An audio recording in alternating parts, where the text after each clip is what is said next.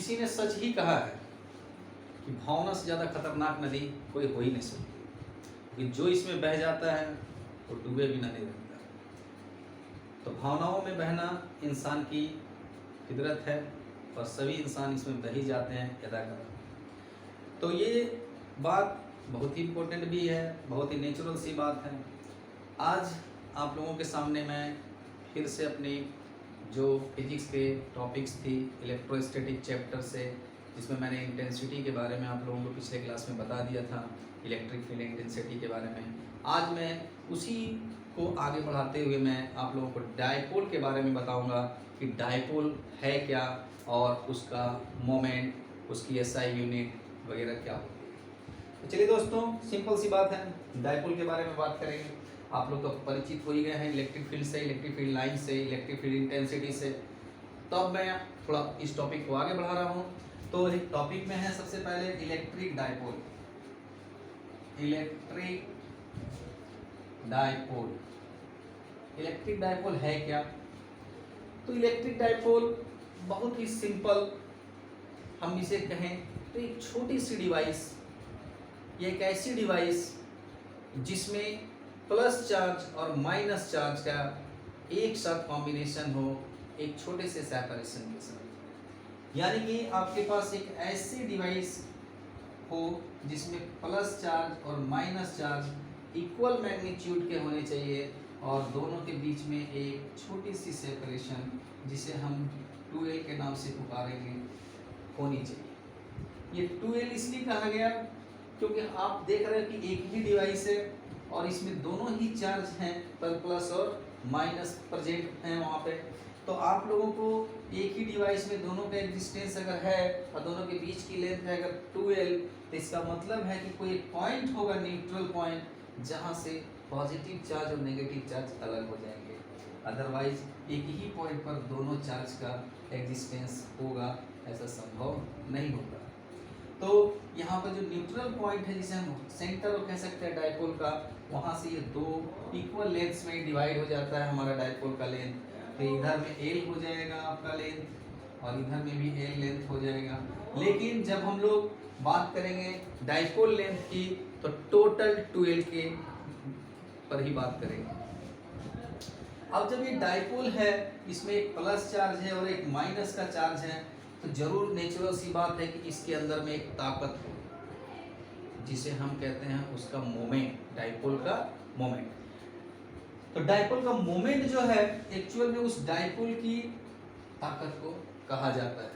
तो डायपोल का ताकत क्या है भाई, कैसे मेजर करेंगे इसे? तो डायपोल की ताकत को मेजर करने के लिए उसमें प्रेजेंट जो भी चीजें उसी का इस्तेमाल करेंगे हम। तो हमारे पास चार्जेस मौजूद हैं और लेंथ मौजूद है, इसके सिवा तो इसमें कुछ है भी नहीं। तो हम लोग जो मोमेंट होता है डायपोल का जो मोमेंट होता है वो है क्या? तो उसकी स्ट्रेंथ है। तो डायपोल मोमेंट मतलब डायपोल की स्ट्रेंथ, डायपोल की स्ट्रेंथ को हम कहते हैं मोमेंट। डायपोल का मोमेंट यानी dipole moment is just equal its strength. अब इसका मेजर कैसे करेंगे हम? इसका मेजर करने के लिए हम लोगों के पास सिंपल सा फार्मूला है कि जो उसका चार्ज है, जिसका कोई भी चार्ज ले, चाहे पॉजिटिव या नेगेटिव, उसका सिर्फ मैग्नीट्यूड लेना है और उसके टोटल लेंथ से उस चार्ज को मल्टीप्लाई कर देना है, तो हमारा डायपोल का मोमेंट निकल जाता है। तो डायपोल मोमेंट का जो फार्मूला बना वो 2L इंटू क्यू। अब आपको मैं बतलाने वाला हूँ कि डायपोल मोमेंट एक्चुअल में डायरेक्शनल होता है। तो डायरेक्शनल होता है, इसका क्या मतलब है कि डायपोल की जो मोमेंट होगी यानी ताकत होगी किसी एक डायरेक्शन में होगी। तो ये कहाँ से किधर की ओर होती है? तो नेगेटिव से पॉजिटिव की तरफ। यानी डायपोल मोमेंट का याद रखिएगा, हमेशा जो डायरेक्शन होता है मोमेंट का वो किधर होता है? नेगेटिव से पॉजिटिव की तरफ। तो इस तरह से डायपोल मोमेंट हमारा डायरेक्शनल हुआ और इसको मेजर करने का जो फार्मूला है 2L इंटू क्यू, तो उसमें जो हमारा L है वो हमारा लेंथ जो होगा वही वेक्टर का काम करेगा। बाकी चार्ज के बारे में तो हम जानते हैं एक स्केलर है। अब जब डायपोल मोमेंट के बारे में हम लोगों ने जान लिया कि उसका फार्मूला होता है, उसके स्ट्रेंथ को मेजर करने का वो होता है 2L इंटू क्यू, इसका एसआई यूनिट भी होना चाहिए। तो इसका एसआई यूनिट क्या होगा भाई, इसका एसआई यूनिट आप लोग भी समझ सकते हैं फार्मूले को देख करके। तो लेंथ को हम लोग मीटर कहते हैं, चार्ज का एसआई यूनिट कूलम, सिंपल सा एसआई यूनिट है इसका coulomb metre. Coulomb metre dipole moment का एसआई यूनिट याद हो गया होगा आप लोगों को। अब ये जो है आप लोगों ने जाना कि एक डायपोल है तो उसमें मोमेंट है, मोमेंट को मेजर करने का फॉर्मूला है, उसका एसआई यूनिट है। तो है सिंपल, मुझे उम्मीद है आप लोग सीख गए होंगे। और डायपोल है क्या, तो इलेक्ट्रिक डायपोल का मतलब एक ऐसा डिवाइस, चाहे वो मॉलिक्यूल के रूप में हो, किसी डिवाइस के रूप में हो, उसमें प्लस चार्ज और माइनस चार्ज का एग्जिस्टेंस एक साथ होना चाहिए और दोनों के मैग्नीट्यूड अब सेम होनी चाहिए लेकिन अपोजिट साइन के साथ, और दोनों के बीच में एक छोटी सी डिस्टेंस होनी चाहिए, उसे हम डायपोल कहेंगे। तो डायपोल बड़ा सिंपल चीज़ है और आप समझ गए। लेकिन अब डायपोल जो है उसका कुछ एक्शन होंगे, उसके कुछ प्रभाव हो सकते हैं। ये तो डायपोल सिर्फ अपने बारे में बात हो रही डायपोल की, लेकिन डायपोल क्या किसी चीज़ पर प्रभाव डाल सकता है? नेचुरल सी बात है, जब उसमें ताकत है तो प्रभाव डालेगा, और हर ताकतवर चीज़ चाहता है कि दूसरे पर अपना प्रभाव डाले, उसी तरह डायपोल भी अपना प्रभाव डालना चाहेगा। तो मैं आपको बारी बारी से बताऊंगा कि डायपोल का जो इफेक्ट है किसी एक्सटर्नल पॉइंट पर, किसी एक्सटर्नल चार्ज पर क्या होगा, कैसे होगा अगर वो चार्ज अलग अलग पोजीशंस पे रखे गए।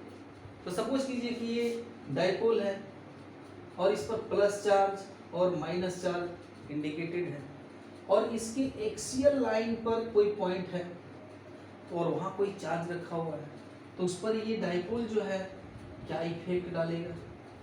अगर ये पॉइंट इक्वेटोरियल पोजीशन पे आ जाए, इक्वेटोरियल का मतलब हो गया कि इस डायपोल के परपेंडिकुलर डायरेक्शन में, अगर वहाँ से सीधी बात करें तो ये परपेंडिकुलर होनी चाहिए, उसको इक्वेटोरियल, इसे हम एक्सियल बोलते हैं, एक्सियल पॉइंट, और इसे हम कहते हैं इक्वेटोरियल पॉइंट।